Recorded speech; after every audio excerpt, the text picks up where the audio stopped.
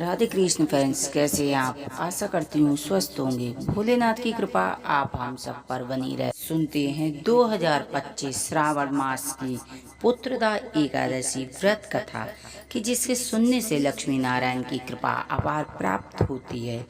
श्रावण मास के शुक्ल पक्ष की एकादशी को पुत्रदा एकादशी कहा जाता है। इस दिन संतान संबंधी समस्या दूर होती हैं और व्यक्ति के सभी पाप कट जाते हैं। इस साल पुत्रदा एकादशी 5 अगस्त को रखी जाएगी। इस व्रत में महिष्मती नगर में राजा महिजीत से जुड़ी कथा पढ़ी जाती है। कैसे मुनि लोमस ने उन्हें कष्टों से छुटकारा दिलाने के लिए उपाय बताए थे। द्वापर युग में राजा महिजीत महिष्मती नगर एक शासन था। वह बहुत ही राजपाट में कोई रुचि नहीं थी, क्योंकि उसे कोई पुत्र नहीं था। उसे राज सुकारी नहीं लगता था। पुत्र प्राप्ति के लिए उसने दान पुण्य यज्ञ हवन किए, लेकिन राजा महिजीत का मानना था कि अगर पुत्र न हो तो पृथ्वी पर स्वर्ग दोनों ही लोग कष्टकारी होते हैं। राजा ने पुत्र प्राप्ति के लिए कई उपाय किए, लेकिन सफलता नहीं मिली।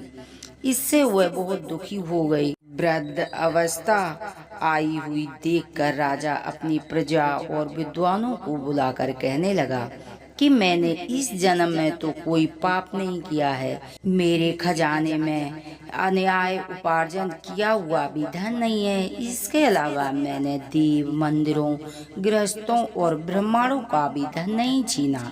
मैं प्रजा का पुत्र की समान पालन करता हूँ और मैं सन्यासियों को भी भरपूर दान देता हूँ। न्याय की रक्षा के लिए अपराधियों को दंड देता हूँ, सज्जनों की सदा पूजा करता हूँ।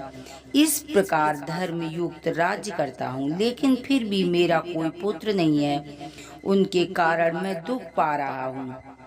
राजा की इस समस्या के निवारण के लिए मंत्री वन में ऋषियों और मुनियों की तलाश में गए। एक दिन आश्रम में उन्हें तपस्वी मिले जो धर्म के ज्ञाता थे और परमात्मा को मन लगाकर पूछते थे। उनका नाम लोमस मुनि था। एक कल्प के व्यतीत हो जाने पर एक रोम गिरजा लोमस मुनि की उतनी आयु थी। मंत्रियों ने लोमस मुनि को प्रणाम किया और उन्हें राजा के बारे में बताया। मंत्रियों ने उन्हें कहा कि हमें भरोसा है कि आपके दर्शन से हमारा संकट अवश्य दूर होगा। आप कृपया कर राजा के पुत्र का उपाय बताएं। यह सुनकर लोमस मुनि ने आंखें बंद करके राजा के पिछले जन्म का सारा वेदांत जान लिया। तब मुनि ने बताया कि आपके राजा पिछले जन्म में एक निर्धन वैश्य था। निर्धन वैश्य होने के कारण उसने बहुत बुरे कर्म किए। वह एक गांव से दूसरे गांव में व्यापार करने जाता था। एक समय जेठ मास के शुक्ल पक्ष की एकादशी जब वह 2 दिन भूखा रहा, एक जलाशय पर पानी पीने गया। उस स्थान पर गया जहाँ गाय जल पी रही थी। उसने गायों को जल पीने से हटा दिया और खुद जल पीने लगा। इस पाप के कारण राजा निसंतान रह गया। एकादशी के दिन भूखा प्यासा रहने से वह राजा बन गया।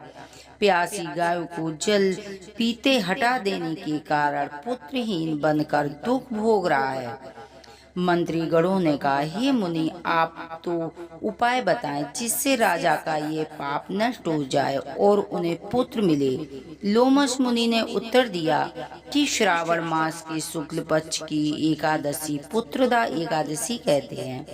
इस दिन व्रत करे और रात में जागरण करे, अवश्य राजा के पुत्र की प्राप्ति होगी। मुनि की बातें सुन राजा ने सुना और एकादशी व्रत का और जागरण किया। इसके बाद द्वादशी को इसके पुण्य का फल मिला और रानी गर्भवती हो गई। उसके गर्भ से एक तेजस्वी सुंदर पुत्र पैदा हुआ।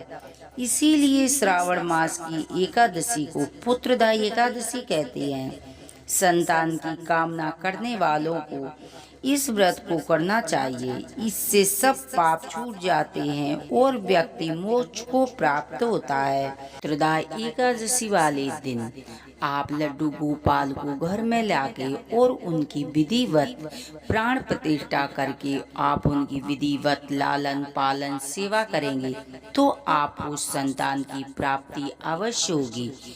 आप पति पत्नी मिलकर लड्डू गोपाल की यदि पंचामृत से एकादशी वाले दिन लाकर स्नान कराएं, पूजा पाठ करें, प्राण प्रतिष्ठा कर और पूरी श्रद्धा भाव से उनका श्रृंगार करें, पोशाक पहनाएं, ओम क्लीम कृष्णाय नमः इस मंत्र का 108 बार सुबह 108 बार शाम यदि जाप करेंगे तो आप देखेंगे कि बहुत जल्दी आपको संतान की प्राप्ति होगी। शिव मंदिर में जाके पंचामृत से अभिषेक शिवलिंग का करके और उनसे प्रार्थना करें। जरूरतमंदों को दान पुण्य करना चाहिए। गाय को केला अवश्य खिलाना चाहिए जिससे पुत्र की प्राप्ति होती है। गाय में 33 कोटि देवी देवताओं का वास माना गया है और आप कुत्तों को बिस्किट, बहुत से ऐसे दान पुण्य है जिन्हें करके आपको सुफल की प्राप्ति होगी। जिस दिन पुत्रदायी एकादशी होती है उस दिन कथा अवश्य सुननी चाहिए। इसके सुनने मात्र से कष्ट कटते हैं, पाप नष्ट होते हैं। आइए सुनते हैं आरती। ओम जय जगदीश हरे, स्वामी जय दीनानाथ हरे, भक्ति जनों के संकट बंसी वाला दूरी करे। ओम जय जगदीश हरे, जो ध्यावे फल पावे, दुखी बिन से मन का, सुखी संपत्ति घर आवे, कष्ट मिटे तन का। ओम जय जगदीश हरे, माता पिता तुम मेरे, शरण गऊं किसकी, तुम बिनी और न दूजा, प्रभु बिनी और न दूजा, आस करूं जिसकी। ओम जय जगदीश हरे, तुम पूर्ण परमात्मा तुम अंतर्यामी, जगत पिता जगदीश्वर तुम सबके स्वामी। ओम जय जगदीश हरे, तुम करुणा के सागर तुम पालन करता, मैं मूरख खल कामी, मैं सेवक तुम स्वामी, कृपा करो वरता। ओम जय जगदीश हरे, तुम होए कि अगोचरी सबके प्राणपति, किस विधि मिलूं दया में, तुम हो मैं कुमिति।